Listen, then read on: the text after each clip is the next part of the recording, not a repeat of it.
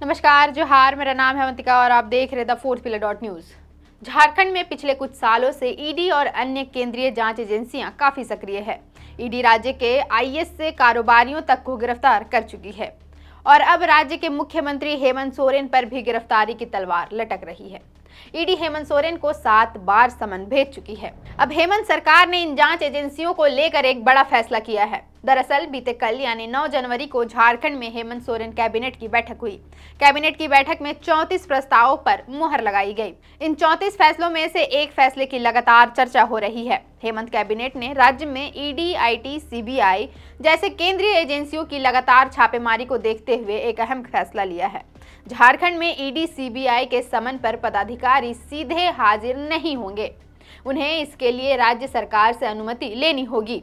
Reports की माने तो इस फैसले के अनुसार अब राज्य कर्मियों को अगर कोई जांच एजेंसी समन भेजती है तो उन्हें अपने विभाग के प्रमुख को इसकी सूचना देनी होगी। विभाग के प्रधान यह जानकारी मंत्रिमंडल सचिवालय और निगरानी विभाग को देगी। इसके बाद मंत्रिमंडल सचिवालय और निगरानी विभाग आगे की कार्रवाई के लिए कानूनी सलाह लेंगे। फिर इस कानूनी सलाह के आधार पर मांगी गई सूचना जांच एजेंसी को दी जाएगी। कैबिनेट बैठक की प्रेस ब्रीफिंग में मुख्यमंत्री की प्रधान सचिव वंदना दादेल ने बताया कि निगरानी विभाग को ऐसे मामले के लिए नोडल विभाग बनाया गया है।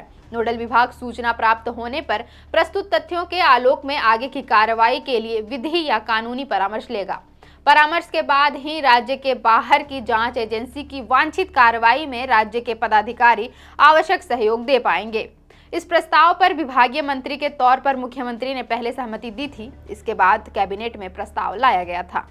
मंत्रिमंडल सचिवालय एवं निगरानी विभाग के प्रस्ताव में कहा गया कि विगत कुछ समय से राज्य सरकार के संज्ञान में कई ऐसे मामले सामने आए हैं जिसमें राज्य के बाहर की जांच एजेंसियों द्वारा सरकार के सक्षम प्राधिकार को बताए बगैर पदाधिकारियों को सीधे नोटिस या समन भेजकर उपस्थित होने का निर्देश दिया जाता है। इस मामले में सरकारी दस्तावेज व अभिलेख की मांग भी जांच एजेंसी द्वारा की जाती है। जांच एजेंसियों की नोटिस के बाद पदाधिकारी अपने विभागीय प्रधान या वरीय अधिकारी को संज्ञान में लाए बिना ही सरकारी दस्तावेज और अभिलेख एजेंसियों को सौंप देते हैं, जो प्रचलित नियमों के अनुकूल नहीं है।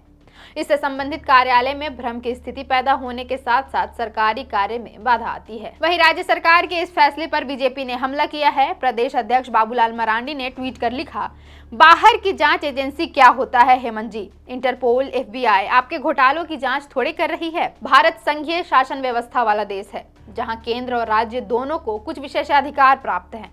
केंद्रीय जांच एजेंसियां देश में कहीं भी भ्रष्टाचार की जांच कर सकती है।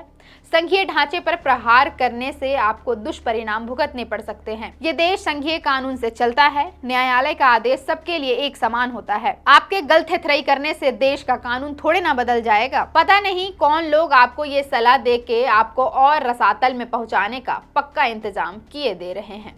फिलहाल के लिए इतना ही। देखते रहें द फोर्थ पिलर न्यूज। अगर आप चाहते हैं कि हमारे वीडियोस का नोटिफिकेशन आपको बिना देरी के मिलता रहे तो आप इस चैनल को फॉलो और सब्सक्राइब जरूर कर लें। बाकी आप हमारे काम को लेकर कोई सुझाव हमें देना चाहते हो तो कमेंट बॉक्स में आप सादर आमंत्रित हैं। इसके अलावा हमारे वीडियोस आपको अलग अलग ठिकानों जैसे फेसबुक, इंस्टाग्राम, ट्विटर पर भी देखने को मिलेंगे, जिसके लिंक डिस्क्रिप्शन में डाल दिए गए हैं। शुक्रिया।